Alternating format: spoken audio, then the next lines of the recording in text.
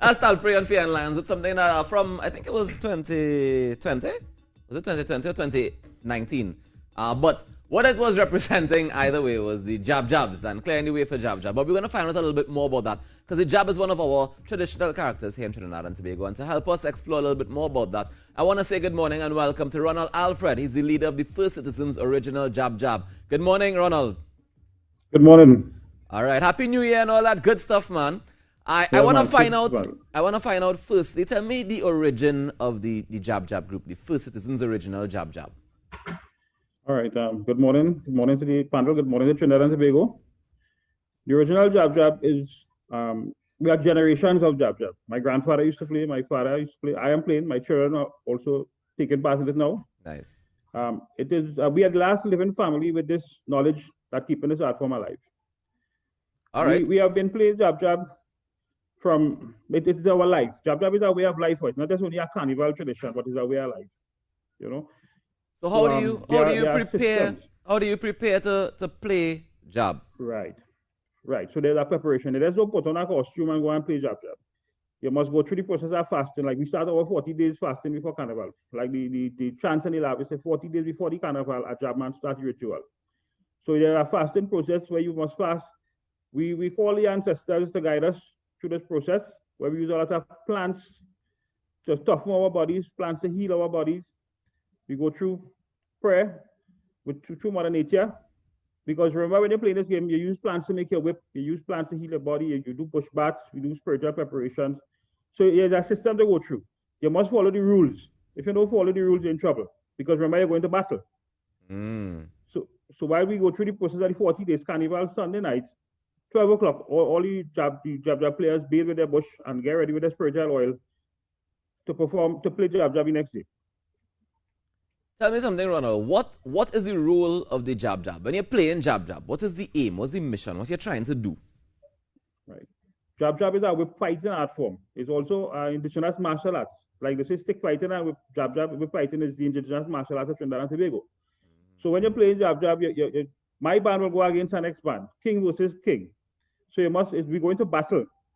So when we leave home and we head out, we intend to meet our next jab band, where the two kings will challenge each other, and then the second king and the players will fight.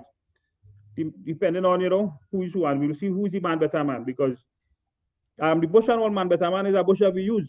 So we get ready for battle and we go and we meet other bands. Sometimes some other bands we will chant, we will sing Semore, we say Papa Jabla. Ice King, if you king challenge me, and they will accept. And then we will leave that village, go to our next village, because it's always when you play it's like stick fighting, you want to see who victorious in the battle. You know? And I imagine that this battle is a real battle, right? So the actual whips you're using, you're actually fighting against each other, yeah? There are different types of whip we use. Usually the long whip, which is the cracking whip, which is made of the agave plant. The lash plant, we call it locally. And then there's European twine, where there are different types of cordon when they make the whip. They are the herringbone, the cassava, the cascadu. Local names, that's what we have in Trinidad here, with the style of what we make in our whips. And then there are the cable whips. The cable whips is really where king will play king. And that is no easy blows you're going to get it. But remember, the rule is if you can't play, don't play. That was the rule then, and that's still the rule now, and I can't change that. Okay, that's fair. So tell me, how has the pandemic affected the way in which you guys usually function? Because, I mean, you say you're going from village to village. Is that still going to be the case in a year like this? Well, COVID affects the world. We know that. Yeah. We have to shift, and there are restrictions that we must follow. And the part about it, not only really, we won't be able to go out there and move as we want to move and do as we well want to do, but we still follow the rituals and the tradition because it holds in a community. Yeah. It involves our jab group is a community-based group where everybody take part in it. So you come to Miami is a village jab. So we want to keep the tradition going on. We want to make sure that we keep the younger ones who are interested learning. And they have certain initiations they must go through. So we don't want to slow them down from stepping up in the game then. Right. So can I ask what are some of the initiations that you have to go through? Well, let me say the one and most important one is after you train for the whole process, and then you get ready for the bush bath carnival some night. You will raise up your hand in the air, veer back, And you will go to the bush bath area, you'll take your bush bath, and you'll come and take your spiritual one, and then you will come to me. And you will raise your 2 hand in the air, and I'll hit you one hard whip to decide if you're going forward, if you're for your front of the band, if you side of the band, or tell you still, me ready for this game yet. So that decide how tough you is. Just now. Wait. So you're telling me again a bareback whip as part of the initiation? Yes. Wow.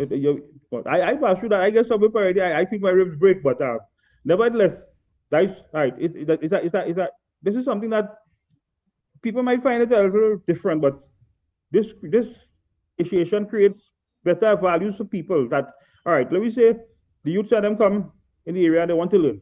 They will learn to take care of the plants. They will learn to know the reason for this plant. They will learn to take care of that plant to heal their body. And then they will take care of the environment because pollution is the next. And then they will learn to have values and they will have respect for people and other people in communities. So when they might have gang warfare now, when we meet other bands to battle, we will have a respect for them. Yes, we battle, but we have an ultimate respect for each other. Right. And I think now we need something like that.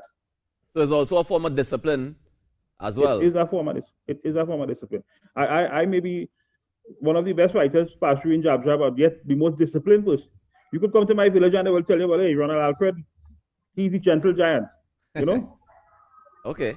So tell me about the costumes that you guys wear. Do you make it yourselves?